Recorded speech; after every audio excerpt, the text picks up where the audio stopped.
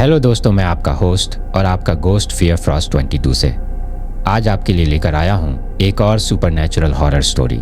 दोस्तों, अगर आप चैनल पे नए हैं तो चैनल को याद से सब्सक्राइब ज़रूर कर लीजिएगा। तो चलिए बढ़ते हैं कहानी की ओर। दोस्तों, आज की हमारी कहानी उत्तर प्रदेश की राजधानी लखनऊ से सैकड़ों किलोमीटर दूर स्थित एक गाँव में रहने वाले एक शख्स की है, जिनका नाम कमलेश है, जो कि पेशे से एक दिहाड़ी मजदूर है। तो चलिए अब ये कहानी कमलेश के पॉइंट ऑफ व्यू से सुनते हैं। दोस्तों, मेरा नाम कमलेश है और मैं उत्तर प्रदेश की राजधानी लखनऊ से सैकड़ों किलोमीटर दूर स्थित एक गांव का रहने वाला हूं। आधुनिकता के इस दौर में भी हमारा गांव वर्तमान समय से लगभग 20 साल पीछे जी रहा है, क्योंकि हमारे गांव में मूलभूत संसाधनों की कमी है, जिसके चलते लोग आधुनिकता के इस दौर से काफ़ी पिछड़े हुए हैं। और आज भी हमारे गांव में आज से लगभग 20 साल पहले की तरह की परंपराएं प्रचलित है और हमारा गांव आज भी उस दौर में जी रहा है। मेरा जो गांव है वो चंबल के बीहड़ के बगल में ही बसा हुआ है और पूरे गांव में कुछ एक आध घरों को छोड़कर बाकी के सभी घर आज भी मिट्टी के ही बने हुए हैं और गांव के लोग उन्हीं मिट्टी के घरों में ही अपना जीवन यापन करते हैं। आधुनिकता व शिक्षा की कमी के चलते गांव में आज भी वही पौराणिक परंपराओं और अंधविश्वास का पूरी तरीके से बसेरा पसरा हुआ है। पहले तो मैं इन सभी चीज़ों को शिक्षा की कमी मानकर नज़रअंदाज करता था, लेकिन एक बार मेरे साथ मेरे ही जीवन में एक ऐसी डरावनी घटना हुई जिसके होने के बाद मुझे इस चीज़ का एहसास हुआ कि इन पौराणिक परंपराओं और अंधविश्वास के पीछे भी कहीं ना कहीं एक ऐसी नकारात्मक शक्ति मौजूद है जो आज भी गांव में इन सभी चीज़ों को समय समय पर पनपने दे रही है। और आज भी गांव उन्हीं हादसों के चलते इन सभी चीज़ों पर इतना आश्रित है और गांव के लोग शायद इसीलिए इन सभी चीज़ों को इतना ज़्यादा मानते हैं। आज की कहानी में मैं जिस डरावनी घटना के बारे में आपको बताने जा रहा हूँ, वो घटना इतनी ज़्यादा भयानक और डरावनी थी कि अगर आप इस कहानी को अंत तक ध्यान से सुनेंगे तो आपको सच में एहसास होगा कि जिस तरह इस संसार में भगवान अपने होने के संकेत समय समय पर हम लोगों को देते रहते हैं, उसी प्रकार ये जो नकारात्मक शक्तियाँ होती हैं, जैसे कि चुड़ैल, डायन, भूत प्रेत, पिशाच, छलावा, ये सभी चीज़ें भी कहीं ना कहीं हम लोगों को हमारे जीवन में कभी ना कभी इस चीज़ का एहसास कराती है कि वो भी हमारे आसपास ही कहीं ना कहीं अपना अस्तित्व रखते हैं। और जब वह हमें अपने होने का एहसास कराती है तो वो एहसास इतना ज़्यादा डरावना और ख़तरनाक होता है कि कोई कमज़ोर दिल वाला इंसान तो वहीं पर दिल का दौरा पड़ने से शायद मर ही जाएगा। कोई मजबूत दिल और कलेजी वाला इंसान ही उस चीज़ का सामना कर सकता है। दरअसल आज जिस घटना के बारे में मैं आपको बताने जा रहा हूँ वो आज से कुछ साल पहले की ही है और वो दौर शायद पूरी दुनिया में हमेशा हमेशा के लिए याद रखा जाएगा। वह दौर पूरी दुनिया के लिए इतना ज़्यादा खतरनाक था कि उस वक्त हर कोई अपनी ज़िंदगी को बचाने की कसमकस में लगा हुआ था। मैं आज जिस दौर के बारे में आपसे बात कर रहा हूँ वो आज से कुछ साल पहले ही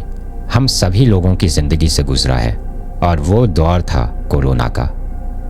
जब दुनिया में चारों तरफ कोरोना वायरस का कहर पसरा हुआ था, उसी दौर में मेरे जीवन में एक ऐसी डरावनी और भयंकर खतरनाक घटना हुई थी जिसके होने के बाद मुझे इस चीज़ का यकीन हो गया था कि हम लोगों की ज़िंदगी में हमारे आसपास होने वाली जो भी कोई डरावनी घटनाएं और भूत प्रेत की कहानी होती है उनमें कहीं ना कहीं सच्चाई तो ज़रूर होती है। क्योंकि मुझे इस चीज़ का यकीन तब आया जब इसी प्रकार की घटना मेरे साथ हुई। दरअसल जब हमारे देश में कोरोना के चलते लॉकडाउन लगा हुआ था तो इस चीज़ को आपने भी कहीं ना कहीं सुना होगा कि शहरों के लोग कोरोना वायरस से बचने के लिए गांव की तरफ पलायन कर रहे हैं, क्योंकि गांव में इस वायरस का संक्रमण इतना ज़्यादा नहीं था और इसी के चलते लोग अपने रिश्तेदारों के गांव में या फिर किसी का गांव में कोई पुश्तैनी घर था तो वो भी शहर से अब अपने गांव वाले घर की तरफ पलायन कर रहा था और मैं भी उन्हीं लोगों में से एक था। दरअसल मैं लखनऊ में रहकर अपनी एक चाय की दुकान चलाता हूँ, लेकिन लॉकडाउन के लगने के बाद मेरा धंधा पूरी तरीके से ठप हो चुका था और उस वक्त शहर में रहना मतलब अपनी मौत के आने के इंतज़ार करने के बराबर था। और इसीलिए मैंने मेरे पूरे परिवार के साथ मेरा जो छोटा वाला भाई है जो कि हमारे गांव में रहता था उसके पास जाकर कुछ दिनों के लिए रहने का प्लान बनाया। और मैंने सोचा कि अगर मैं गांव चला जाऊंगा तो शायद इस मौत के तांडव से मैं बच जाऊंगा। लेकिन मुझे क्या पता था कि गांव में जाने के बाद मेरे लिए वहां पर एक बहुत ही खतरनाक मौत का तांडव तैयार है और वो मेरा काफ़ी बेसब्री से इंतज़ार कर रहा है। मैं तो शहर से अपने आप को इस मौत के खौफ से बचाने के लिए गांव गया था, लेकिन मुझे इस बात का ज़रा भी अंदाज़ा नहीं था कि मैंने गांव आकर कितनी बड़ी गलती कर दी है और गांव आने के बाद वहां पर मेरे साथ एक ऐसी घटना होने वाली है जिसको मैं अपने पूरे जीवन में कभी भी नहीं भूला पाऊंगा। और वो घटना तो कोरोना के भय से भी ज़्यादा खतरनाक और डरावनी थी। दरअसल जब मैं अपने गांव पहुंचा तो मैंने इस चीज़ को देखा कि गांव लोग आज भी बहुत ज़्यादा अंधविश्वास में जी रहे हैं और वो लोग इस कोरोना वायरस को भी किसी शैतानी शक्ति का प्रकोप समझकर उसका झाड़ फूंक से ही इलाज करने के लिए लगे हुए हैं और इसके लिए वो कई प्रकार की अलग अलग तंत्र विद्याएं भी अपना रहे हैं। उनकी इन्हीं सभी हरकतों को मैं उन लोगों में शिक्षा की कमी के चलते उनका अंधविश्वास मान रहा था, लेकिन मुझे इस चीज़ का बिल्कुल भी अंदाज़ा नहीं था कि आने वाले कुछ ही दिनों में मैं भी इस चीज़ का शिकार होने वाला हूँ।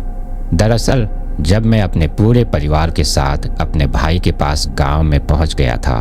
तो वहां पर अब हमारे घर में कुल 12 सदस्य हो गए थे और अब हम दोनों ही परिवारों के लोग बड़े ही हंसी खुशी और आराम से रह रहे थे। लेकिन इसी दौरान हमारे घर में एक ऐसी घटना होती है जिस घटना के होने के बाद हम लोगों का ज़िंदगी जीना भी बड़ा ही मुश्किल हो जाता है। जब हम लोग गांव में रह रहे थे तो मेरी फैमिली जो मेरे साथ शहर से गांव आई थी, उन लोगों के लिए गांव में एक बहुत बड़ी समस्या थी और वो समस्या ये थी कि गांव में सुबह सुबह के वक्त शौच जाने के लिए कोई भी शौचालय की व्यवस्था नहीं थी और गांव के सभी लोग खुले में ही शौच करने के लिए जाया करते थे। अब मेरे साथ शहर से जो मेरे बच्चे और मेरी घरवाली आई थी, उनको खुले में जाने की आदत नहीं थी क्योंकि वह लोग गांव में कभी पहले आए भी नहीं थे और उनको बाहर जाने की बिल्कुल भी आदत नहीं थी। लेकिन उस वक्त कर भी क्या सकते थे, मजबूरी में उन लोगों को बाहर ही जाना पड़ रहा था। अब ऐसे ही एक दिन मेरी घरवाली, जिसका नाम हेमलता है, वो सुबह जल्दी उठकर अंधेरे में ही गांव के बगल में बीहड़ की तरफ खुले में शौच करने के लिए जाती हैं और उसके साथ मेरे छोटे भाई की घरवाली भी जाती हैं और वो दोनों लगभग सुबह के 4 बजे ही हम लोगों के उठने से पहले रोज़ाना हम लोगों से पहले ही बाहर जाकर आ जाती थी। अब उस दिन जब हेमलता बाहर जाकर सुबह सुबह वापस घर पर आती हैं तो उस दिन मुझे उसके बर्ताव में कुछ बदलाव दिखाई देता है। जब वो सुबह सुबह घर वापस आती हैं तो आते ही न ही तो किसी से ज़्यादा कुछ बात करती हैं और चुपचाप अपने काम को करने लगती हैं। लेकिन उसके चेहरे को देखकर ऐसा लग रहा था कि जैसे वो बहुत ही ज़्यादा गुस्से में हो और उस दिन उसने पूरे दिन मेरे से बात नहीं की। तभी मैं सोचता हूँ कि रात को तो ये ठीक तरीके से सोई थी, सुबह उठते ही इसे अचानक से क्या हो गया, कहीं मुझसे कोई गलती तो नहीं हो गई जिसकी वजह से ये मेरे ऊपर गुस्सा है और इसने मुंह फुला रखा है। लेकिन शाम होते ही मेरी ये शंका भी दूर हो जाती है और शाम होने के बाद कुछ ऐसा होता है जिसकी मैंने कभी कल्पना भी नहीं की थी। दरअसल दिन ढलने के बाद जब हम सभी घर वाले खाना खा रहे थे तभी घर के अंदर से एक कमरे में से हेमलता की चिल्लाने की आवाज़ आती है और जब हम सभी लोग दौड़कर अंदर जाते हैं तो हम लोग देखते हैं कि हेमलता उस कमरे में फर्श पर बैठी हुई है और उसने अपने सिर के पूरे बालों को बिखेर रखा है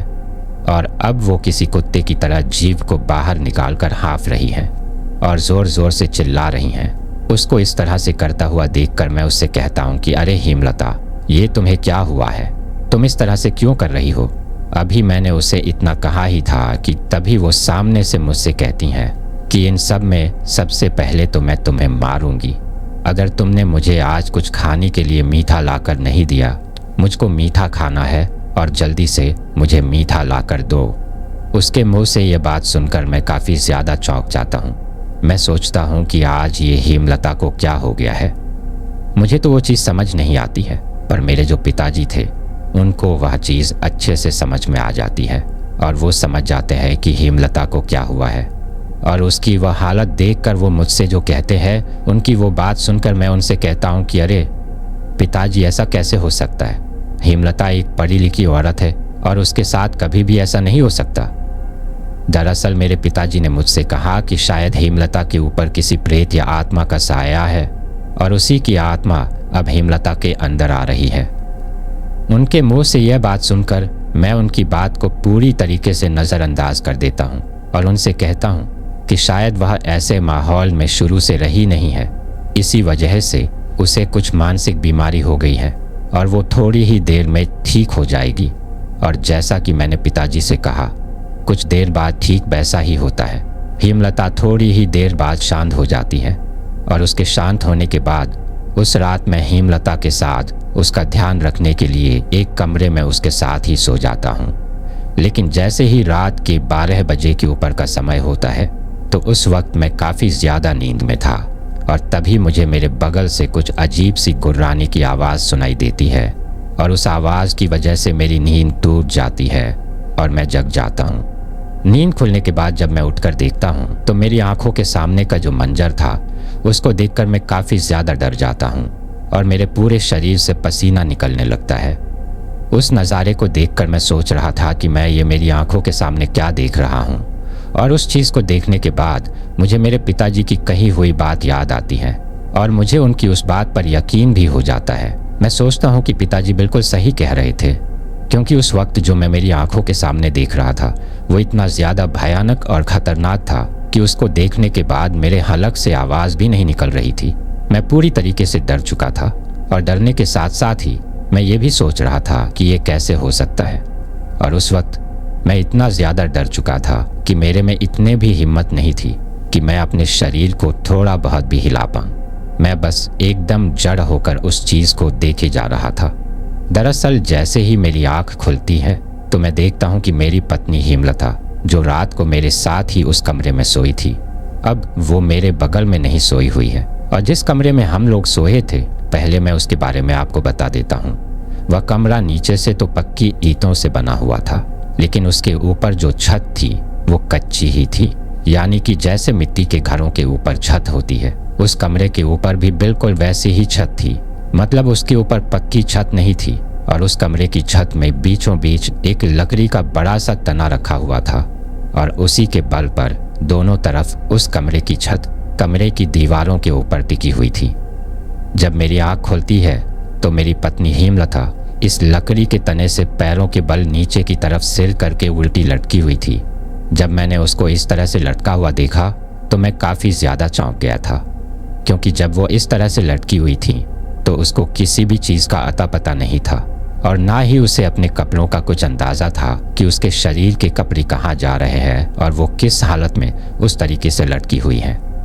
जब मैंने उसको इस तरह से लटका हुआ देखा तो मैं एक पल के लिए तो सोचता हूँ कि शायद मुझे इसको वापस शहर में लेकर जाने की ज़रूरत है और इसको कोई मानसिक बीमारी हो गई है जिसका इलाज करवाना पड़ेगा। अभी मैं इतना सोच ही रहा था कि तभी वहाँ पर कुछ ऐसा होता है जिसके होने के बाद मेरा यह भ्रम टूट जाता है कि हेमलता को कोई मानसिक बीमारी है, बल्कि उस चीज़ के होने के बाद मुझे मेरे पिताजी की कही हुई बात पर यकीन हो जाता है और मैं सोच लेता हूँ कि हेमलता के अंदर किसी चुड़ैल या आत्मा का साया है, क्योंकि जब मैं उठकर उसकी तरफ देखता हूँ तो वो एक तो पैरों के बल उल्टी लटकी हुई थी और इसके साथ ही उसने अपने सिर के बाल भी पूरी तरीके से बिखर रखे थे, जो कि नीचे फर्श को छू रहे थे। यहाँ तक तो सब कुछ ठीक था, लेकिन इसके आगे वहाँ पर जो हो रहा था वो काफ़ी ज़्यादा डरावना था। दरअसल मैं देखता हूँ कि हेमलता उल्टी लटके लटके ही अपने सिर के एक एक बाल को उखाड़ रही है और उन बालों को उखाड़ते वक्त वो अजीब तरीके से गुर्रा रही थी और अजीब अजीब तरीके की आवाज़ कर रही थी।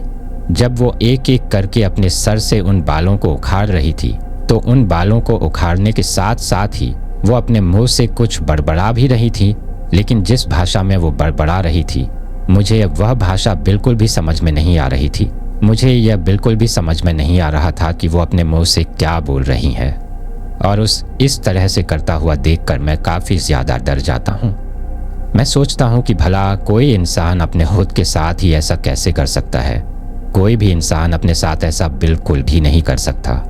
क्योंकि वो लगातार अपने सिर से अपने बालों को उखाड़ रही थी और अब तक तो मुझे फर्श पर उसके काफ़ी ज़्यादा बाल गिरे हुए दिख रहे थे, जिनको देखकर मैं समझ जाता हूँ कि शायद ये मेरे जागने से काफ़ी समय पहले से ही ऐसा कर रही है। अब तक मैं उसको देखकर ये सब इसलिए सोच पा रहा था क्योंकि मैंने अब तक उसका चेहरा नहीं देखा था, यानी कि मेरी तरफ उसकी पीठ थी और उसका मुंह दूसरी तरफ था। जब वो उल्टी लटकी हुई थी तो उसके सिर के बाल नीचे ज़मीन को छू रहे थे और इसी वजह से उसके आगे का चेहरा मुझे बिल्कुल भी दिखाई नहीं दे रहा था। तभी मैं थोड़ा हिम्मत करके उठता हूँ और थोड़ा दूर से ही उसके आगे की तरफ जाकर उसका चेहरा देखने की कोशिश करता हूँ और जैसे ही मेरी नज़र उसके चेहरे पर जाती है तो मैं तो डर के मारे उछलकर 2 कदम पीछे हो जाता हूँ और उसका वह भयानक चेहरा देखकर मैं इतना ज़्यादा डर जाता हूँ कि मुझे बिल्कुल भी इस चीज़ पर विश्वास नहीं हो रहा था कि यह मेरी पत्नी हेमलता ही है। और कहीं ना कहीं मुझे इस चीज़ का बहुत ज़्यादा दुख भी हो रहा था कि मेरी पत्नी एक ऐसी चीज़ के काबू में आ गई है जो कि बहुत ज़्यादा खतरनाक है और शायद उसको बहुत ज़्यादा पीड़ा भी हो रही होगी। लेकिन उस वक्त मैं कुछ कर भी नहीं सकता था क्योंकि वह चीज़ इतनी ज़्यादा खतरनाक थी कि उसको देखते ही भय के मारे मेरा तो दिल दुगनी रफ्तार से धड़कने लगा था और मेरे पूरे शरीर पर कुछ ही देर में पूरी तरीके से पसीना आ गया था और मैं वहीं पर खड़ा खड़ा एक तक उसकी तरफ देख रहा था। मुझे ये समझ ही नहीं आ रहा था कि मैं यहाँ पर किस लिए खड़ा हूँ। मुझे यहाँ पर खड़ा नहीं होना चाहिए बल्कि बाहर जाकर अपने सभी घर वालों को उठाना चाहिए और उन सभी को बुलाकर यहाँ पर लाना चाहिए। लेकिन मैं चाहकर भी वहाँ से जा ही नहीं पा रहा था क्योंकि बाहर जाने के लिए मेरे पैर उठ ही नहीं रहे थे। मुझे ऐसा लग रहा था कि जैसे ये हेमलता के अंदर जो कोई भी आत्मा है वो यही चाहती हैं कि मैं यहीं पर रहूं और बाहर ना जाऊं। जब मैं उसकी तरफ एक तक देख रहा था तो अब तक तो उसकी नज़र मेरी तरफ नहीं पड़ी थी। उसका ध्यान तो सिर्फ अपने सिर के बालों को उखाड़ने में ही लगा हुआ था और सिर के बालों को उखाड़ने के साथ साथ ही वो अपने मुंह से कुछ बड़बड़ा भी रही थी। लेकिन जब वो अपने मुंह से बड़बड़ा रही थी तो मेरा ध्यान उसके मुंह की तरफ जाता है और जब मेरा ध्यान उसके मुंह की तरफ जाता है तो वह चीज़ देखकर मैं काफ़ी ज़्यादा भयभीत हो जाता हूँ क्योंकि उसका चेहरा बिल्कुल किसी चुड़ैल या डायन की तरह दिख रहा था और उसके 2 दांत पूरी तरीके से बाहर की तरफ निकले हुए थे और इसके साथ ही उसकी आँखों के बीच का जो काला कांच था वो पूरी तरीके से गायब था और उसकी आँखें किसी अंडे की तरह सफ़ेद थीं।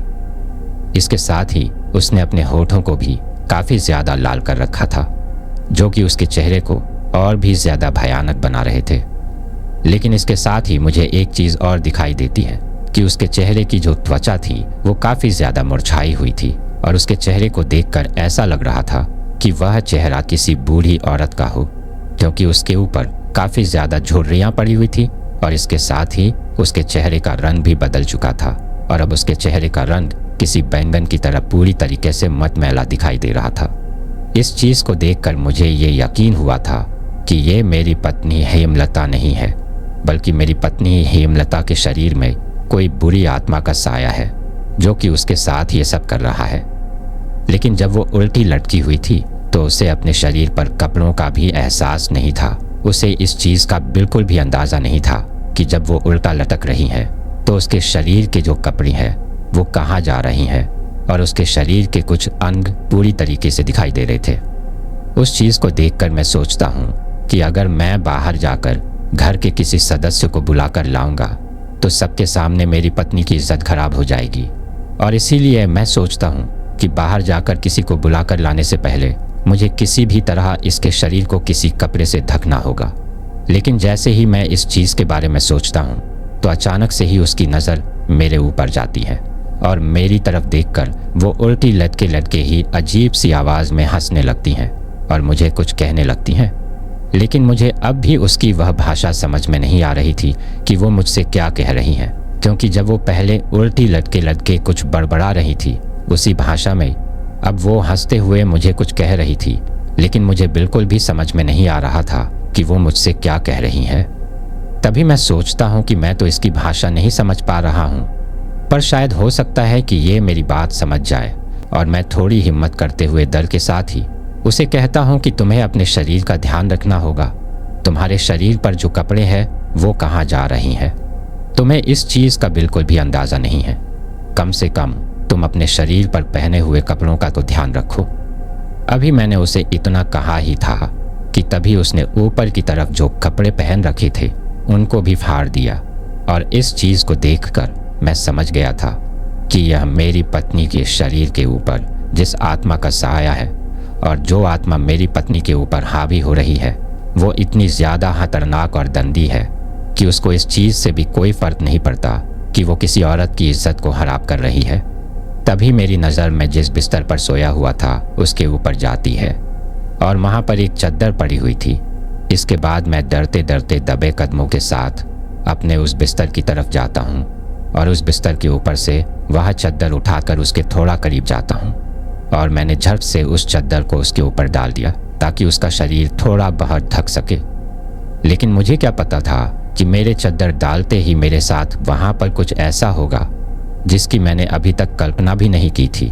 और मैंने ये करने से पहले बिल्कुल भी नहीं सोचा था कि मेरे ये करने के बाद वह चुड़ैल मेरे साथ कुछ ऐसा करेगी। दरअसल जैसे ही मैंने उसके ऊपर वह चद्दर डाली तो उस चद्दर को डालते ही वह फटाक से नीचे कूदती हैं और नीचे कूदते ही मेरी तरफ अजीब तरीके से देखने लगती हैं और अब वो दिखने में किसी मकड़ी की तरह दिख रही थी। यानी कि जब वो बैठी हुई थी तो इस तरह से बैठी हुई थी कि उसको देखकर ऐसा लग रहा था कि जैसे कोई मकड़ी बैठी हो और अब इसके बाद वो धीरे धीरे मेरी तरफ अपने कदमों को बढ़ाने लगती हैं और उसको अपनी तरफ आता हुआ देखकर मैं काफ़ी ज़्यादा डर जाता हूँ और इसके बाद मैं दौड़कर उस कमरे के दरवाजे की तरफ जाने की कोशिश करता हूँ। लेकिन तभी उसने मेरी गर्दन को इतनी ज़ोर से पकड़ा कि मैं चाह कर भी अपने आप को उसके चंबुल से नहीं छुड़ा पाया और उसने मुझे धड़ाम से वहीं पर पटक लिया और नीचे पटक कर उसने मेरे शरीर पर मैंने जितने भी कपड़े पहन रखे थे उन सभी को फाड़ दिया और अब मैं पूरी तरीके से बिल्कुल निर्वस्त्र हो चुका था और मुझे इस चीज़ को देखकर बिल्कुल भी समझ में नहीं आ रहा था कि यह चुड़ैल मेरे साथ क्या करने वाली है। और मेरे कपड़ों को फाड़कर वो बहुत ज़ोर ज़ोर से हंस रही थी और अजीब तरीके से मेरी तरफ देखकर बड़बड़ा रही थी। उसका वह भयानक चेहरा देखकर मैं इतना ज़्यादा डरा हुआ था कि अब मुझे सांस लेने में भी दिक्कत होने लगी थी और मैं काफ़ी ज़्यादा ज़ोर ज़ोर से सांस लेने लगा था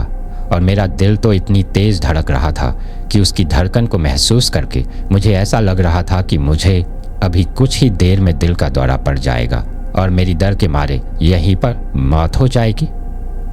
जब वो चुड़ैल ज़ोर ज़ोर से हंस रही थी तो उसको हंसता हुआ देखकर मैं सोचता हूँ कि अब इसकी नज़र मेरे ऊपर से हटी हुई है और शायद मैं अपने आप को इसके चंगुल से बचा सकता हूँ। जब वो ज़ोर ज़ोर से हंस रही थी तो उसकी नज़रों से अपने आप को बचाकर मैं धीरे धीरे खिसकते खिसकते कमरे के दरवाजे के पास जाता हूँ और जैसे ही मैं कमरे के दरवाजे के पास पहुँचता हूँ तो मैं पटाख से खड़ा होकर उस दरवाजे को खोलता हूँ और जिस स्थिति में था उसी स्थिति में उस दरवाजे को खोलकर बाहर की तरफ दौड़ लगा देता हूँ और कमरे के दरवाजे से बाहर निकलते ही मैं काफ़ी तेज़ तेज़ चिल्लाने लगता हूँ और ज़ोर ज़ोर से शोर करके सभी घर वालों को जगाने लगता हूँ। उस वक्त मैं ये चीज़ पूरी तरीके से भूल चुका था कि मेरे तन पर एक भी कपड़ा नहीं है।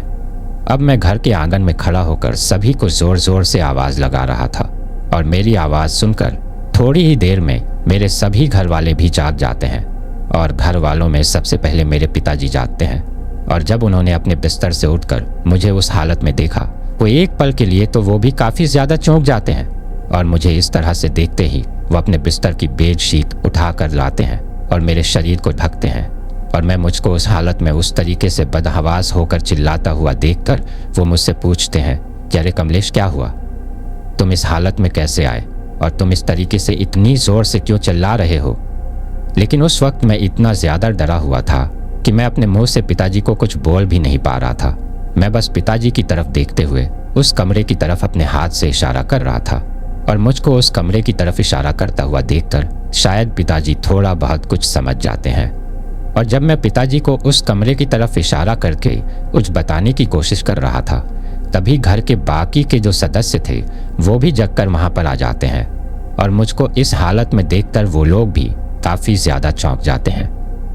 इसके बाद मैं पिताजी के साथ वापस उस कमरे की तरफ जाता हूँ, लेकिन इस बार मैं पिताजी से पीछे था और मेरे पिताजी सबसे आगे चलकर उस कमरे की तरफ जा रहे थे। और जैसे ही पिताजी उस कमरे के अंदर दाखिल होते हैं तो अंदर का नज़ारा देखकर एक पल के लिए तो वो भी सुन्न रह जाते हैं। जब पिताजी कमरे के अंदर गए और हम घर के सभी लोग भी उनके पीछे पीछे कमरे के अंदर गए तो हमने देखा कि अब मेरी पत्नी जो हेमलता थी उसने अपना हुलिया इस तरह का बना लिया था कि एक पल को अचानक से उसको देखकर मेरी माँ और घर की बाकी सभी महिलाओं के मुंह से तो चीख ही निकल गई थी। और उसको अपने आप के साथ इस तरह से करता हुआ देखकर सभी लोग बहुत ज़्यादा अचंभे में आ जाते हैं और सभी सोचने लगते हैं कि आखिर उसको ऐसा क्या हुआ है जिसकी वजह से वो अपने साथ ही ये सब कर रही है। लेकिन पिताजी उस वक्त तक सब कुछ समझ गए थे और उसकी वह हालत देखते ही वो अपने मुंह से कुछ बड़बड़ाने लगते हैं और वो कहते हैं कि वो लौट आई है और इस बार वो अपने घर पर लौट कर आई है। उसने हमारे घर पर पूरी तरीके से कब्जा कर लिया है और अब वो हम सबके साथ बहुत बड़ा करने वाली है। अगर जल्दी ही उसका इलाज नहीं किया तो वो हम सबको खत्म कर देगी। पिताजी ये सभी बातें बहुत ही ज्यादा डरते डरते कह रहे थे और जब पिताजी ये सब बातें कह रहे थे तो एक घर के बड़े आदमी के मुंह से ये बातें सुनकर हम सभी लोग भी काफी ज्यादा डर गए थे, क्योंकि एक तो उस वक्त हमारी आंखों के सामने नजारा ही कुछ ऐसा था कि उसको देखकर पहले ही हमारे हाथ पांव फूले हुए थे।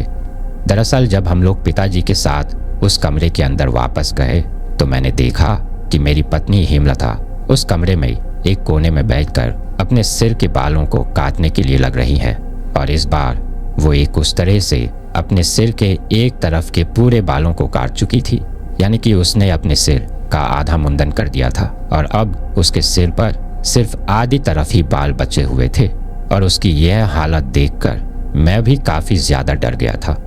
लेकिन उस वक्त तक मुझे ये समझ में नहीं आ रहा था कि आखिर उसको ये उस तरह मिला कहाँ से। तभी मुझे मेरा छोटा वाला भाई कहता है कि ये उस तरह उसी का है और उसने अपनी दाढ़ी बनाने के बाद उसे इस कमरे में रखा था।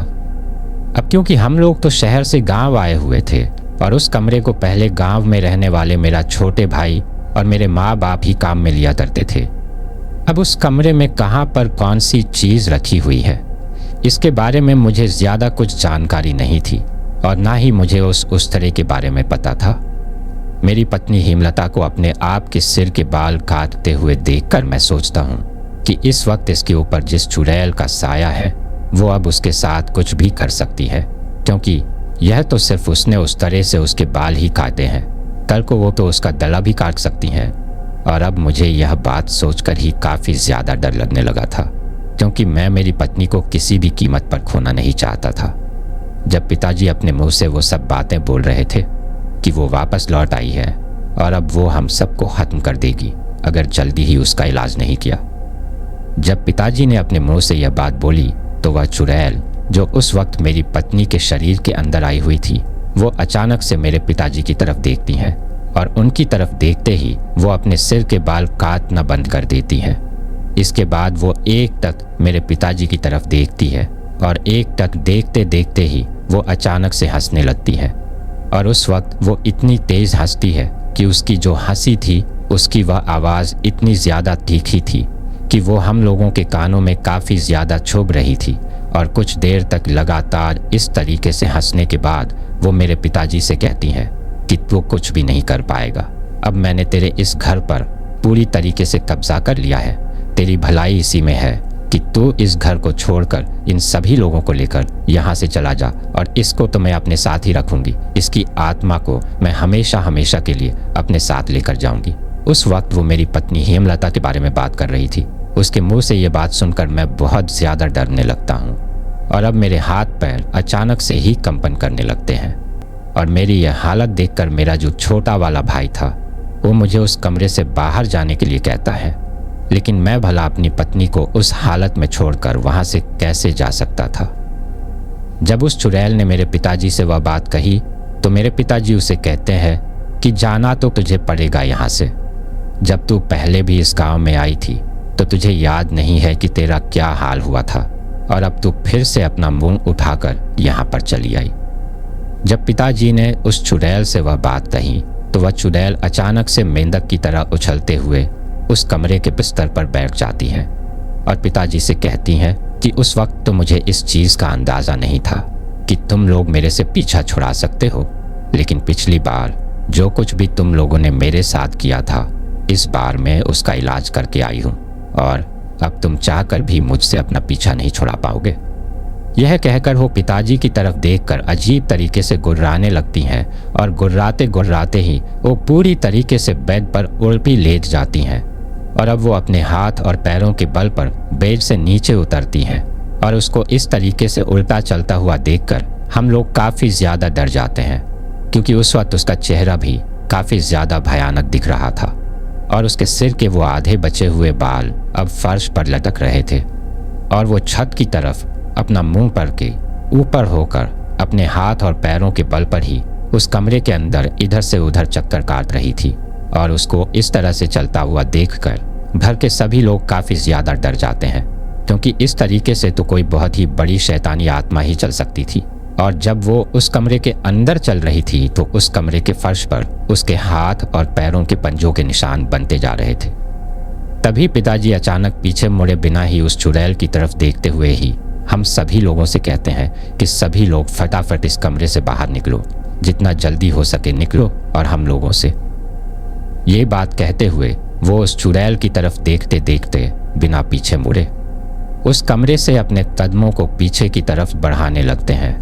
और पिताजी को इस तरह से पीछे आता हुआ देखकर हम लोग भी उस कमरे से बाहर निकल जाते हैं और लगातार उस चुड़ैल पर नज़र बनाकर पिताजी उस कमरे से बाहर निकलते हैं और बाहर निकलते ही उस कमरे का दरवाज़ा बंद करके बाहर से कुंडी लगा देते हैं और उसके बाद सभी लोग घर के आंगन में इकट्ठा होते हैं। लेकिन हम लोगों के घर में इकट्ठा होते ही वह चुड़ैल अंदर काफ़ी ज़्यादा उत्पादन मचाने लगती है। कमरे के अंदर से ऐसी आवाज़ें आ रही थी जैसे कि वो किसी सामान को बार बार उठाकर इधर से उधर पटक रही हो और जैसे किसी चीज़ को बहुत ज़्यादा खरोच रही हो। उन आवाज़ों को सुनने के बाद हम घर के सभी लोग उस कमरे के बगल में जो खिड़की बनी हुई थी उसकी तरफ जाते हैं और उस खिड़की से काफ़ी दूर खड़े होकर ही हम उस कमरे के अंदर देखने की कोशिश करते हैं। और जब हमारी नज़र उस खिड़की से होते हुए उस कमरे के अंदर जाती है तो हम लोग देखते हैं कि वो चुड़ैल कमरे के पूरे सामान को इधर से उधर बिखेर रही है। और अब वो उस कमरे का जो दरवाज़ा था उसको अपने नाखूनों से खुरेद रही थी और अब उसके हाथों के नाखून भी अपने आप ही काफ़ी ज़्यादा लंबे लंबे हो चुके थे और उन लंबे लंबे नाखूनों से ही वो उस घर के दरवाजे को खुरेद रही थी। और उसको इस तरह से करता हुआ देखकर मेरी माँ काफ़ी ज़्यादा डर जाती है और वो मेरे पिताजी से कहती है कि अगर यह चुड़ैल लगातार इसी तरह इस कमरे के दरवाजे को अपने नाखूनों से खुरेदती रही तो सुबह तक तो ये इस दरवाजे को तोड़ देगी और उसके बाद ये हम सभी को ख़त्म कर देगी। तभी पिताजी कहते हैं कि हमें इसका जल्दी से ही कुछ करना होगा, वरना आने वाले कुछ ही समय में ये हम सब पर बहुत ज़्यादा भारी पड़ने वाली हैं और उसके बाद हम लोग कुछ भी नहीं कर पाएंगे। इसके बाद मेरे पिताजी भागकर हमारे घर की जो रसोई थी उसके अंदर जाते हैं और घर की रसोई के अंदर जो नमक रखा हुआ था वो नमक उठाकर लाते हैं। और नमक को लाने के बाद वो उस नमक से जिस कमरे में उस चुड़ैल को बंद कर रखा था उस कमरे के चारों तरफ उस नमक की एक लाइन बना देते हैं और उस कमरे के दरवाजे के बाहर उस पूरे नमक को बिखेर देते हैं। कमरे के बाहर नमक बिखेरने के बाद मेरे पिताजी मेरे छोटे वाले भाई से कहते हैं कि तुम्हें इसी वक्त गांव से बाहर जाकर गांव के बगल में जो पहाड़ी के ऊपर पीर बाबा रहते हैं उनको बुला कर लाना होगा। जब मेरे भाई ने मेरे पिताजी के मुंह से यह बात सुनी तो वो काफ़ी ज़्यादा डर जाता है और वो कहता है कि मेरे में इतनी रात को घर से बाहर जाकर पीर बाबा को बुलाकर लाने की बिल्कुल भी हिम्मत नहीं है। कहीं उस चुड़ैल ने मुझे रास्ते में अकेला देखकर मेरे ऊपर हमला कर दिया तो मेरा क्या होगा। जब पिताजी ने मेरे भाई के मुंह से यह बात सुनी तो वो उसे कहते हैं कि तुम इतना ज़्यादा डरपोक क्यों हो, तुम जाओ तो सही, तुम्हारे साथ कुछ नहीं होगा। लेकिन मेरा छोटा वाला भाई अकेला जाने के लिए साफ साफ मना कर देता है। इसके बाद मेरे पिताजी मेरी माँ को मेरे छोटे वाले भाई के साथ भेजते हैं और उन लोगों को भी अपने अपने हाथों में कुछ नमक और उनकी सुरक्षा के लिए कुछ एक आध चीज़ और देते हैं और उन लोगों से कहते हैं कि पीर बाबा से जाकर सारी बात कह देना और उनसे कहना कि सुबह के सूरज की पहली किरण धरती पर गिरने से पहले इस चुड़ैल का इलाज करना है। अगर आज की रात इसका इलाज नहीं हुआ तो आने वाले समय में ये और भी ज़्यादा ताकतवर हो जाएगी। दरअसल हमारे गांव के बगल में ही एक छोटी सी पहाड़ी थी और उस पहाड़ी के ऊपर एक पीर बाबा रहते थे और वहीं पर उन्होंने अपना स्थान बना रखा था और गांव के सभी लोग उन्हीं के पास झाड़ फूंक के लिए जाया करते थे। और गांव में अगर किसी को भी इस प्रकार की समस्या होती थी तो उन्हें ही उस चीज़ का इलाज कराने के लिए बुलाया जाता था। अब तक रात के 2 बज चुके थे और घड़ी में टाइम देखने के बाद मेरे पिताजी हम सभी लोगों से कहते हैं कि आगे आने वाला 1 घंटा हम सभी लोगों के ऊपर काफ़ी ज़्यादा भारी पड़ने वाला है, क्योंकि रात के 3 बजे के समय शैतानी शक्तियाँ अपने चरम पर होती हैं और उस वक्त ये इतनी ज़्यादा खतरनाक होती है कि कोई भी इंसान इनका मुकाबला नहीं कर सकता। तो इसीलिए अगर 3 बजने से पहले पहले वो पीर बाबा हमारे घर पर आ जाते हैं तो ठीक है, वरना हम सभी लोगों को ही काफ़ी ज़्यादा सतर्क रहना होगा, क्योंकि उस वक्त ये चुड़ैल हम लोगों के ऊपर भी हमला कर सकती है। इसके बाद मेरे पिताजी हमारे घर में जो कुछ छोटी मोटी लकड़ियाँ रखी हुई थी वो उन लकड़ियों को सभी लोगों को ला कर देते हैं और हमको सारी चीज़ समझाते हैं कि अगर अपनी ताकत से वह चुड़ैल उस कमरे का दरवाज़ा तोड़कर बाहर आ जाती है तो डरना नहीं है और पूरी हिम्मत के साथ उसका मुकाबला करना है। अगर हम लोग उसको कमज़ोर पड़ते हुए दिखाई देंगे तो वो हम लोगों को उतना ही ज़्यादा डराएगी। तो इसीलिए हम लोगों को उसके सामने बिल्कुल भी नहीं डरना है और उसकी आँख से आँख मिलाकर उसका मुकाबला करना है। जब मैंने मेरे पिताजी के मुंह से यह बात सुनी तो मैं मेरे पिताजी को कहता हूँ कि वो एक चुड़ैल है, कोई इंसान नहीं, जो हम लोग लकड़ी डंडों के बल पर उसका मुकाबला कर लेंगे। उसके पास कई शैतानी शक्तियाँ होंगी और वो हम लोगों को उन शक्तियों के बल पर ही खत्म कर देगी। मेरे ऐसा कहने पर मेरे पिताजी कहते हैं कि हम लोगों को ये करना ही होगा, क्योंकि हमारे पास इसके अलावा और कोई रास्ता भी नहीं है। मरना तो हम लोगों को शायद आज वैसे भी हैं, तो क्यों ना मरते मरते भी अपने आप को बचाने की एक कोशिश की जाए, और अगर समय रहते वह पीर बाबा यहाँ पर आ जाएंगे तो फिर तो डरने की कोई बात ही नहीं है। अब धीरे धीरे घड़ी की सुई 3 बजे की तरफ बढ़ रही थी और जब रात के 3 बजने में सिर्फ 15 मिनट कम थे उस वक्त वह चुड़ैल अब काफ़ी ज़्यादा आवाज़ करने लगी थी और उसने उस कमरे को पूरी तरीके से अपनी आवाज़ों से भर रखा था और वो समय के साथ साथ अलग अलग तरह की आवाज़ निकाल रही थी। तभी तो वो किसी छोटे बच्चों की तरह रो रही थी और कभी ज़ोर ज़ोर से हंस रही थी। उसका यह रूप देखकर मैं सोचता हूँ कि आधुनिकता के इस दौर में भी ये सब चीज़ें होती हैं। इसका मुझे आज तक भी अंदाज़ा नहीं था, लेकिन आज मैं जो मेरी आंखों के सामने देख रहा था उसको देखने के बाद मुझे इन सभी चीज़ों पर विश्वास होता है। अब जैसे ही घड़ी में 3 बजने में सिर्फ 5 मिनट बाकी थे तभी वह चुड़ैल उस कमरे के दरवाजे को बार बार खटखटाने लगती है और कहती है कि दरवाजे को खोलो, नहीं तो मैं सभी को मार दूंगी। लेकिन हम भर के सभी लोग उसकी किसी भी बात का कोई जवाब नहीं दे रहे थे, बस एक तक उस कमरे की तरफ खड़े होकर देख रहे थे। तभी वह चुड़ैल भागकर उस साइड वाली खिड़की के पास आती है और उस खिड़की के पास आकर कहती है कि अगर तुमने दरवाज़ा नहीं खोला तो मैं तुम्हारी पत्नी को यहीं पर जिंदा जलाकर मार दूंगी और इसमें मेरा कुछ भी नहीं बिगड़ेगा, बल्कि तुम अपनी पत्नी से हाथ धो बैठोगे। अब उस चुड़ैल के मुंह से यह बात सुनकर मैं इतना ज़्यादा डर जाता हूँ कि मैं मेरे पिताजी से कह देता हूँ कि आप उस कमरे का दरवाज़ा खोल दीजिए।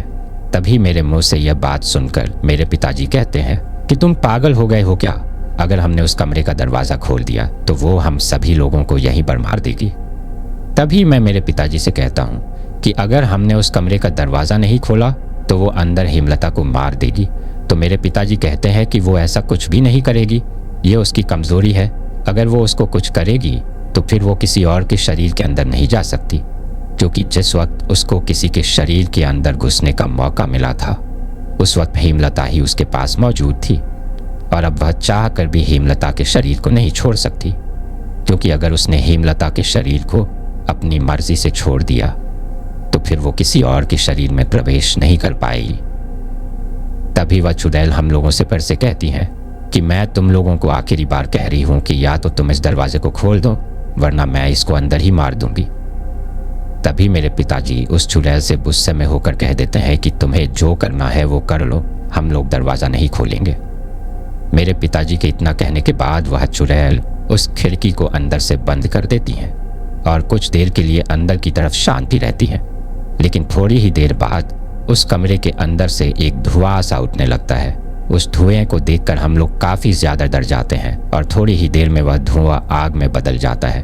और अब उस कमरे के ऊपर जो कच्ची छत रखी हुई थी उस छत में आग लग जाती है और वो आग धीरे धीरे बढ़ने लगती है। जब वह आग जलने लगती है तो उस कमरे के अंदर से अब उस चुड़ैल की आवाज़ नहीं आ रही थी, बल्कि मेरी पत्नी हेमलता की चिल्लाने की आवाज़ आ रही थी और वो अंदर से जोर जोर से चिल्ला रही थी कि कमलेश मुझे बचाओ, मुझे यहाँ से बाहर निकालो। मेरी पत्नी को इस हालत में देखकर अब मुझसे रहा नहीं जाता है और मैं दौड़कर उस कमरे को खोलने के लिए उसकी तरफ जाने लगता हूँ। तभी मेरे पिताजी पीछे से भागकर मुझको पकड़ लेते हैं और मुझसे कहते हैं कि पागल मत बनो कमलेश, तुम उस दरवाजे को नहीं खोल सकते। मेरे पिताजी के मुंह से ये बात सुनकर मैं उनको कहता हूँ कि यह आप कैसी बातें कर रही है, आपको दिख नहीं रहा कि हेमलता अंदर जल रही है, उसको कितनी पीड़ा हो रही है और वो मुझे बार बार पुकार रही है। मैं अपनी आंखों के सामने अपनी पत्नी को जिंदा जलते हुए कैसे देख सकता हूँ। तभी मेरे पिताजी मुझे कहते हैं कि ये सब उस चुड़ैल की एक चाल है।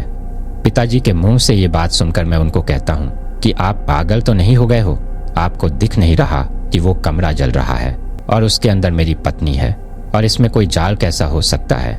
आपको दिख रहा है कि उसमें आग लगी हुई है और हेमलता उसके अंदर है। अगर हमने समय रहते उसको बाहर नहीं निकाला तो वो अंदर ही जलकर मर जाएगी और मैं मेरी पत्नी को अपनी आंखों के सामने इस तरह से तड़प तड़प कर जल कर मरता हुआ नहीं देख सकता। इसके बाद भी मेरे पिताजी मुझको रोकने की काफी कोशिश करते हैं, लेकिन मैं उनको धक्का देकर जमीन पर गिरा देता हूँ और भागकर उस घर के दरवाजे की तरफ जाता हूँ और जैसे ही उस दरवाजे के पास पहुंचता हूँ तो मैं फटाक से उस दरवाजे को खोल देता हूँ। लेकिन उस दरवाजे को खोलते ही मुझे एहसास होता है कि मैंने मेरे पिताजी की बात ना मानकर कितनी बड़ी गलती कर दी है। अब मुझे कुछ ही पल में अपने इस फैसले पर इतना ज्यादा पछतावा हो रहा था कि मैं आप लोगों को बता भी नहीं सकता। मैं सोच रहा था कि काश मैं अपने पिताजी की बात मान लेता और इस दरवाजे को ना खोलता तो हम सभी लोगों के लिए कितना अच्छा रहता, क्योंकि उस दरवाजे को खोलने के बाद मुझे मेरी आंखों के सामने कुछ ऐसा दिखाई देता है जो शायद मुझे नहीं देखना चाहिए था। और उसको देखने के बाद मुझे समझ आ जाता है कि पिताजी जो बात कह रहे थे वो बिल्कुल सही कह rहे थे और मैंने उनकी बात ना मानकर मेरे साथ साथ ही घर के बाकी के लोगों को भी एक बहुत बड़ी मुसीबत में डाल दिया है। अब शायद हम लोगों को इस मुसीबत से कोई भी नहीं बचा पाएगा और इसके आगे हम लोगों के साथ क्या होने वाला था इसका मुझे शायद थोड़ा बहुत अंदाजा भी हो गया था। लेकिन दरवाजे को खोलने के बाद मैं वहां पर बिल्कुल एकदम जड़ हो गया था। दोस्तों, मैंने जैसे ही दरवाजा खोला तो उस कमरे के अंदर का नजारा देखकर मैं तो काफी ज्यादा शॉक हो गया और मैंने सोचा कि ये कैसे हो सकता है, क्योंकि जिस चीज को सोचकर मैंने उस कमरे के दरवाजे को खोला था उस कमरे में अंदर की तरफ वैसा कुछ भी नहीं हो रहा था। यानी कि जब मैं बाहर से उस कमरे के अंदर आग लगती हुई देखकर मेरी पत्नी को बचाने के चक्कर में भागकर उस कमरे के दरवाजे को खोलते ही मैंने देखा कि उस कमरे के अंदर तो ऐसा कुछ भी नहीं हो रहा है। ना ही तो उस कमरे के अंदर कोई आग लगी हुई है और ना ही वहां पर कोई भी सामान थोड़ा बहुत भी जला हुआ है, बल्कि इसके बजाय जैसे ही मैंने दरवाजा खोला तो मेरे सामने वही चुड़ैल खड़ी थी और मुझसे कहती है कि क्या हुआ, फंस गए ना मेरे जाल में। तभी मैं मन ही मन सोचता हूँ कि आज मैंने मेरे पिताजी की बात ना मानकर बहुत बड़ी गलती कर दी है और अब पता नहीं इस गलती का मुझे क्या हर्जाना भुगतना पड़ेगा। इसका मतलब अब तक वह चुड़ैल मेरी पत्नी की आवाज में चिल्लाकर सिर्फ मुझको डरा ही रही थी कि मेरी पत्नी आग में जल रही है, पर उस कमरे के अंदर तो आग लगी हुई ही नहीं थी। सिर्फ कमरे के बाहर की तरफ ही वह धुआं और आग की लपटें दिखाई दे रही थी। अब यह चीज देखकर मैं समझ जाता हूँ कि ये सब इस चुड़ैल ने इस कमरे का दरवाजा खुलवाने के लिए ही किया था। और अब क्योंकि मैंने वह दरवाजा खोल दिया था तो मेरे दरवाजा खोलते ही पहले तो वह चुड़ैल जोर जोर से हंसती हैं और फिर उसके बाद धीरे धीरे अपने कदमों को मेरी तरफ बढ़ाती हैं। उसको मेरी तरफ आता हुआ देखकर मैं काफी ज्यादा डर जाता हूँ और मैं उसके डर से इतना ज्यादा डर जाता हूँ कि अब मैं वहां से फटाक से दौड़कर बाहर की तरफ चिल्लाते हुए अपने पिताजी के पास आता हूँ और डर के मारे अपने पिताजी के लिपट जाता हूँ जैसे कि कोई छोटा बच्चा लिपटता है, ठीक उसी तरह। तभी मेरे पिताजी मुझे कहते हैं कि अब आकर मुझसे लिपटने से क्या होगा। जब तुझे मैं समझा रहा था कि ये सब उस चुड़ैल की चाल है तब तो उस वक्त तूने मेरी बात मानी नहीं और तू तो उल्टा मेरे को ही धक्का देकर मुझको जमीन पर गिराकर भाग गया। अब तुझे अंदाजा भी नहीं है कि तूने हम सबके लिए कितनी बड़ी मुसीबत खड़ी कर दी है। अब तक वो पीर बाबा भी नहीं आई है और अब यह चुड़ैल पूरी तरीके से आजाद हो चुकी है। अब शायद ये हमारे साथ कुछ ऐसा करेगी जिसके बारे में हमने कभी सोचा भी नहीं था। अभी पिताजी मुझे ये सब कह ही रहे थे कि तभी उसे चुड़ैल के काफी तेज चिल्लाने की आवाज आती है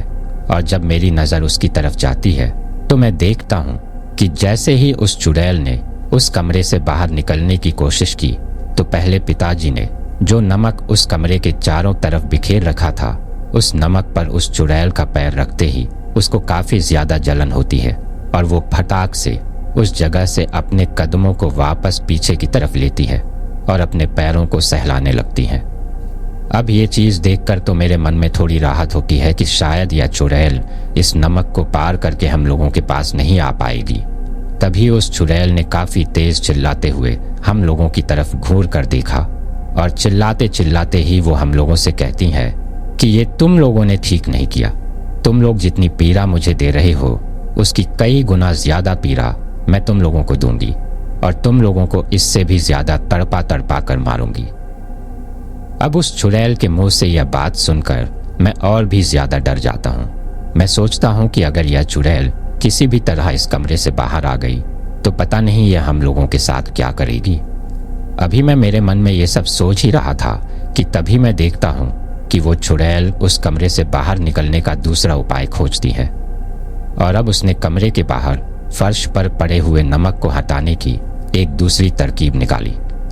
और अब वो फर्श पर नीचे लेटकर उस नमक को दूर से ही फूंक मारकर हटा रही थी और जब वो अपने मुंह से फूंक मार रही थी तो उसके मुंह से इतनी तेज हवा निकल रही थी कि वो सारा का सारा नमक कुछ ही देर में वहां से साफ हो जाता है।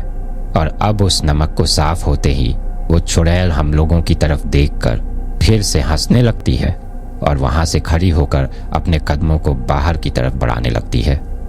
अब वो उस कमरे को पार करके हम लोगों की तरफ आंगन में आ चुकी थी।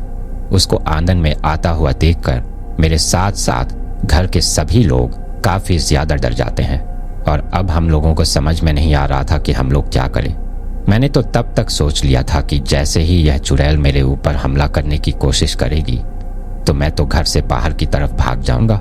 अभी मैंने इतना सोचा ही था कि तभी हमारे घर के बाहर से किसी की आवाज आने लगती है और वह आवाज किसी के चिमटा बजाने की थी।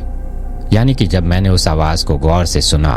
तो वह आवाज एक चिमटे की थी और उस चिमटे को कोई जोर जोर से बजा रहा था। अभी मैं उस आवाज को गौर से सुन ही रहा था कि तभी हमारे घर के अंदर वो पहाड़ी वाले पीर बाबा आते हैं और उनके पीछे पीछे मेरा छोटा भाई और मेरी माँ भी आती हैं। घर के अंदर आते ही उस चुड़ैल को देखकर एक पल के लिए तो पीर बाबा भी चौंक जाते हैं और वो आते ही उस चुड़ैल से कहते हैं कि तूने वापस लौटकर ठीक नहीं किया।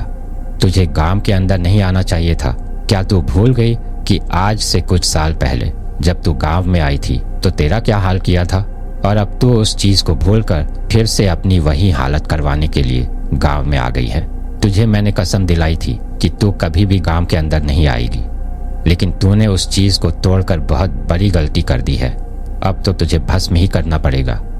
अभी पीर बाबा ने उस चुड़ैल को इतना कहा ही था कि तभी वह चुड़ैल जोर जोर से हंसते हुए पीर बाबा से कहती है कि इस बार तू मेरा कुछ भी नहीं बिगाड़ पाएगा, बल्कि तुझे अपना प्राण बचाने हैं तो अभी की अभी यहाँ से चला जा। अगर तू बिना कुछ किए यहाँ से चला गया तो मैं तुझे कुछ भी नहीं करूंगी, लेकिन अगर तूने इन लोगों को बचाने की जरा भी कोशिश की तो इन लोगों के साथ साथ तू भी मारा जाएगा और इस बार जो तूने मेरे साथ पिछली बार किया था उसका मैं तुझसे इतना बड़ा बदला लूंगी कि तू मरने के बाद भी याद रखेगा, क्योंकि पिछली बार तूने मेरे साथ जो कुछ भी किया था उसको मैं भूली नहीं हूँ और मुझे वो सब कुछ याद है। लेकिन मैं फिर भी तुझे कह रही हूँ कि तू चुपचाप यहाँ से चला जा। अगर तू अभी की अभी यहाँ से चला गया तो तेरे लिए बहुत अच्छा होगा। इसके आगे पीर बाबा उससे कुछ कहते तो नहीं है, लेकिन अब वो अपने कदमों को उस चुड़ैल की तरफ बढ़ाते हैं और उस चुड़ैल की तरफ कदमों को बढ़ाते बढ़ाते ही वो अपनी झोली से कुछ निकालते हैं और उसके चारों तरफ फर्श पर एक गोला बना देते हैं और उस गोले को बनाते ही वह चुड़ैल बहुत ज्यादा तड़पने लगती है, जैसे कि किसी मछली को अगर पानी से बाहर निकाल दिया जाए और उस वक्त वह तड़पने लगती हैं। ठीक उसी तरह उस पीर बाबा के गोला बनाते ही वह चुड़ैल तड़पने लगी थी और अब वो पीर बाबा वहीं पर खड़े खड़े अपने कुछ मंत्र वगैरह पढ़ने लगते हैं और थोड़ी ही देर बाद वो अपने चिमटे से उस गोले के बाहर खड़े होकर ही जोर जोर से उस चुड़ैल को पीटने लगते हैं। और जब वो उस चुड़ैल को मारने लगे थे तो शुरू में तो वह चुड़ैल उनको बहुत ज्यादा धमकियां दे रही थी कि मैं तेरे साथ ऐसा कर दूंगी, मैं तेरे साथ वैसा कर दूंगी। लेकिन थोड़ी ही देर बाद वो पीर बाबा के सामने उसको छोड़ देने की भीख मांगने लगती हैं और उनसे कहने लगती हैं कि मैं आज के बाद कभी भी इस गांव की तरफ मुंह करके भी नहीं देखूंगी, लेकिन आप भी इस गांव के सभी लोगों से कह दीजिए कि ये लोग मेरे इलाके में ना आए। अगर ये लोग मेरे इलाके में आएंगे तो फिर इन लोगों को ऐसी चीजों का सामना करना ही पड़ेगा। अब वह चुड़ैल बार बार यही बात उन पीर बाबा से कह रही थी, लेकिन पीर बाबा उसकी एक भी बात नहीं सुन रहे थे और वो लगातार अपने चिमटे से उस चुड़ैल को मार रहे थे। जब उस चुड़ैल को लगा कि यह पीर बाबा अपना पीछा ऐसे नहीं छोड़ेगा, तो वो एक बार जोर से उस गोले के अंदर खड़ी खड़ी ही उन पीर बाबा को धक्का देती है और उनको धक्का देते ही वो पीर बाबा आंगन में एक कोने में जाकर गिर जाते हैं। लेकिन उनको धक्का देते समय जब उस चुड़ैल ने उनको छुआ तो उस वक्त उसके हाथों में आग लग गई थी और वो काफी तेज चिल्लाते हुए वहां से अचानक से गायब हो जाती हैं और वहां पर सिर्फ मेरी पत्नी हेमलता का शरीर रह जाता है। अब उसको इस तरह से देखकर मैं सोचता हूँ कि यह मेरी पत्नी हेमलता ही है और वह चुड़ैल इसके अंदर से चली गई है और मैं उसकी तरफ जाने की कोशिश करता हूँ।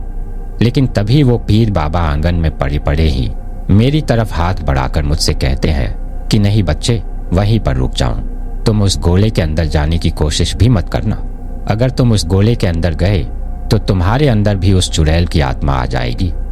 अभी तो वह चुड़ैल सिर्फ कुछ समय के लिए ही तुम्हारी पत्नी के शरीर को छोड़कर गई है, लेकिन अगर हम लोगों में से कोई भी इस गोले के अंदर गया या फिर तुम्हारी पत्नी उस गोले से बाहर आई तो वह चुड़ैल फिर से हम लोगों के ऊपर और तुम्हारी पत्नी के ऊपर हावी हो सकती है।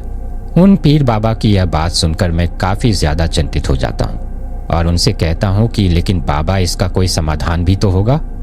क्या मेरी पत्नी हमेशा ही इस गोले के अंदर रहेगी? उसे कब तक इस गोले के अंदर रहना होगा? तो मेरे इस सवाल का जवाब देते हुए पीर बाबा कहते हैं कि इस चीज का समाधान तो है, लेकिन उस समाधान को करने के लिए हमें इस गांव से बाहर जाना होगा और वह समाधान आज सुबह के सूरज की पहली किरण निकलने से पहले पहले ही हम लोगों को करना होगा। अगर आज सुबह की पहली किरण इस गांव पर पड़ने से पहले हम उस काम को नहीं कर पाए तो फिर कल रात तक तुम्हारी पत्नी को इस जगह पर इस गोले के अंदर ही रहना होगा और उस काम को करने के बाद ही कल रात को तुम्हारी पत्नी इस गोले से बाहर आ सकती हैं। तभी मैं उन पीर बाबा से कहता हूँ कि मैं इतना ज्यादा इंतजार नहीं कर सकता, मुझे जितना जल्दी हो सके अपनी पत्नी को इस चुड़ैल के चंगुल से बाहर निकालना है। तभी पीर बाबा वहां से उठकर खड़े होते हैं और मुझे और मेरे पिताजी को आकर कहते हैं कि उस चुड़ैल से पीछा छुड़ाने के लिए हमको उसके नाम का उतारा देना होगा और उसको जो चीज तुम्हारी पत्नी के अंदर रहकर चाहिए वह चीज हम लोगों को उस उतारे के अंदर रखकर वैसे ही उसके नाम की भेंट चढ़ाने होगी, तभी वो तुम्हारी पत्नी का पीछा छोड़ेगी। उन पीर बाबा के मुंह से यह बात सुनकर मैं कहता हूँ कि बाबा, ये उतारा क्या होता है? मैंने तो आज से पहले इसके बारे में कुछ भी नहीं सुना। तभी वह पीर बाबा मुझसे कहते हैं कि उतारा वो होता है जिसमें उस चुड़ैल को जो कुछ भी चाहिए उस सारे सामान को रखकर हमें गांव से बाहर उसका जो इलाका है उस इलाके में जाकर उसको रखकर आना होगा ताकि वो हम लोगों का पीछा छोड़ दे। उसे ही उतारा कहते हैं। इसके बाद वो पीर बाबा हम लोगों को वह सामग्री बताते हैं जो उस उतारे के अंदर रखती थी, लेकिन उसमें से कुछ सामग्री हम लोगों के पास नहीं थी। तभी पीर बाबा अपनी झोली में से कुछ एक आध सामग्री निकालते हैं और कुछ थोड़ी बहुत सामग्री हमको हमारे घर के अंदर से मिल जाती है और इसके साथ ही उस उतारे में रखने के लिए पीर बाबा एक चुनरी मंगवाते हैं। उस वक्त मेरी माँ के पास एक नई चुनरी रखी हुई थी जिसको उन्होंने आज तक भी काम में नहीं लिया था। तभी मेरी माँ उस चुनरी को लाकर पीर बाबा को देती है और पीर बाबा उस उतारे को तैयार करते हैं। उतारा तैयार करने के बाद वो मेरे पिताजी से और मुझसे कहते हैं कि तुम दोनों को मेरे साथ चलना होगा। इसके साथ ही वो मेरे छोटे वाले भाई से कहते हैं कि तुम्हें यही रहकर इस चीज का ध्यान रखना होगा कि ये इस गोले से बाहर ना आए। इसके बाद वो हम दोनों को लेकर गांव के बीच से होते हुए उस चुड़ैल के इलाके में जाने लगते हैं अभी हम लोग उस रात के अंधेरे में उस पीर बाबा के पीछे पीछे गांव के बगल में जो जंगल था उस तरफ जा रहे थे। पीर बाबा का मानना था कि वो चुड़ैल उसी तरफ रहती हैं और वहीं पर जाकर हम लोगों को वो उतारा रख कर आना था। अभी हम लोग गांव से बाहर निकले ही थे कि तभी वो पीर बाबा अचानक से रुक जाते हैं और उनके रुकते ही मैं उनसे कहता हूँ कि क्या हुआ बाबा, आप इस तरह अचानक क्यों रुक गए? तो इसके बाद वो मुझे कुछ कहते हैं। उसको सुनकर मैं काफ़ी ज़्यादा डर जाता हूँ और मैं उनसे कहता हूँ कि ये मैं नहीं कर पाऊँगा, ये तो आपको ही करना पड़ेगा। तभी वो मुझसे कहते हैं कि मेरे द्वारा यह चीज़ करने पर उतनी ज़्यादा असरदार नहीं होगी जितनी तुम्हारे द्वारा करने पर रहेगी। दरअसल वो पीर बाबा मुझे कहते हैं कि अब गांव की सीमा समाप्त होने ही वाली है और गांव की सीमा समाप्त होने से पहले पहले तुमको यह उतारा अपने हाथों में लेना होगा और हम लोगों से आगे आगे चलकर तुमको ही यह उतारा उस जंगल में जाकर रखकर आना होगा। हम लोग सिर्फ तुम्हारे पीछे पीछे ही जा सकते हैं और जिस जगह पर यह उतारा रखकर आना है उस जगह से कुछ ही दूरी पर हम दोनों रुक जाएंगे, उससे आगे तुमको अकेले ही जाना होगा। लेकिन यहाँ तक तो सब कुछ ठीक था, पर इससे आगे जो बाबा मुझे कहते हैं उसको सुनकर मैं बहुत ज्यादा डर गया था। उन्होंने मुझसे कहा कि जब तुम उस उतारे को रखने के लिए जंगल के अंदर जाओगे तो तुम्हें इस चीज का ध्यान रखना है कि तुम्हें हम लोगों से कोई भी बात नहीं करनी है और ना ही हम लोग तुमसे कुछ बात करेंगे। हम सिर्फ तुम्हारे पीछे पीछे ही चलते रहेंगे और एक जगह पर जाकर हम लोग रुक जाएंगे, उससे आगे तुम्हें अकेले ही जाना है। और इस चीज का विशेष रूप से ध्यान रखना कि उस उतारे को रखकर जैसे ही तुम पीछे मुड़ोगे तो वह चुड़ैल तुम्हारा ध्यान भटकाने के लिए पीछे से कुछ अजीब अजीब तरीके से आवाज निकलेगी। हो सकता है कि तुम्हारा नाम लेकर भी तुमको पुकारे, या हम दोनों की आवाज में ही तुमको पुकारे, या किसी छोटे बच्चे के रोने की आवाज में तुमको पुकारे, पर तुम्हें किसी भी आवाज पर किसी भी तरह का ध्यान नहीं देना है और चुपचाप उस उतारे को रखकर वहां से आ जाना है। और उन आवाजों को सुनकर ना ही तो तुम्हें उनका जवाब देना है और गलती से भी पीछे मुड़कर नहीं देखना है। तुम्हें वहां से आते वक्त ऐसा एहसास होगा कि तुम्हारे पीछे ही कोई चल रहा है, लेकिन तुम्हें बिल्कुल भी पीछे मुड़कर नहीं देखना है। और इस चीज का भी ध्यान रखना कि डर के मारे तुम्हें अपनी आंखें भी बंद नहीं करनी है। तुम्हें सिर्फ पीछे मुड़कर चुपचाप अपनी आंखों को खोलकर जिस तरफ से तुम आए थे उसी तरफ वापस आ जाना है। और जब तुम हम लोगों के पास पहुंच जाओगे उसके बाद तुमको कोई भी खतरा नहीं रहेगा और ना ही वो चुड़ैल उससे आगे तुम्हारा कुछ पीछा करेगी। हमारे पास पहुंचने के बाद सारा काम मैं खुद संभाल लूंगा। अब उन बाबा के मुंह से यह बात सुनकर मैं बहुत ज्यादा डर गया था, लेकिन मुझे अपनी पत्नी की जान बचानी थी, इसलिए मैं उसके लिए यह सब करने के लिए तैयार था। अब जैसे ही गांव की सीमा समाप्त होते ही वो उतारा मैं अपने हाथों में लेता हूं और उस जंगल की तरफ जाने लगता हूं। तभी से मेरे शरीर का रोम रोम खड़ा होने लगा था और मुझे बहुत ज्यादा डर लग रहा था, लेकिन अब मैं चाहकर भी अपने मुंह से कुछ नहीं बोल सकता था। और उस जंगल में आधी दूर जाने के बाद मेरे पिताजी और वो पीर बाबा एक जगह पर रुक जाते हैं और उससे आगे मैं उनको बिना देखे ही आगे की तरफ चलते रहता हूँ। मुझे इस चीज का तो एहसास था कि वो लोग किस जगह पर रुके हैं, लेकिन मैं रुककर उनसे बात नहीं कर सकता था। अभी मैं चुपचाप जंगल में आगे की तरफ जा रहा था और जिस जगह के लिए पीर बाबा ने मुझे पहले समझाया था अब मैं उस जगह की तरफ जाने लगता हूँ। और थोड़ी देर ही आगे चलने के बाद मुझे वो जगह दिखाई देती है और अब मैं उस जगह के पास पहुंचता हूँ। जब मैं वहां पर पहुंचता हूँ तो चारों तरफ से देखने पर वो जगह इतनी ज्यादा डरावनी लग रही थी कि मैं आप लोगों को शब्दों में बयां भी नहीं कर सकता। वो जगह दिखने में इतनी ज्यादा डरावनी थी कि वहां पर ना ही तो कोई सूरज की रोशनी आ सकती थी और ना ही चांद की रोशनी, क्योंकि ऊपर से उन पेड़ों की टहनियां आपस में इतनी ज्यादा एक दूसरे में फंसी हुई थी कि वहां पर सिर्फ अंधेरा था और चारों तरफ सिर्फ पीपल और बरगद के पेड़ थे और वहीं पर एक बड़ा और बूढ़ा सा बरगद का पेड़ था और उसी के नीचे मुझे उस उतारे को रखना था।